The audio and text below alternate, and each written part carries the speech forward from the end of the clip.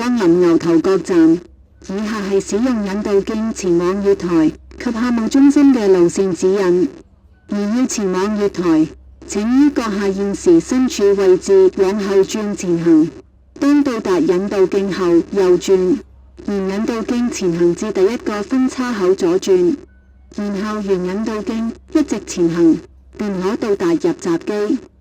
如選擇使用樓梯前往月台，請於入閘後沿引導徑前行至第一個分叉口右轉，沿引導徑一直前行，便可到達通往月台之樓梯。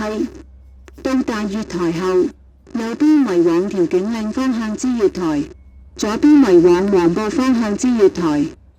如選擇使用升降機前往月台，請於入閘後沿引導徑前行至第一個分叉口左轉，然後沿引導徑一直前行，便可到達通往月台之升降機。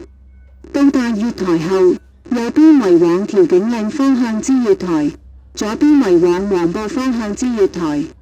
如要前往客務中心，請於現時身處位置往後轉前行。當到達引導徑後右轉，沿引導徑前行至第二個分叉口左轉，然後沿引導徑一直前行，便可到達客務中心。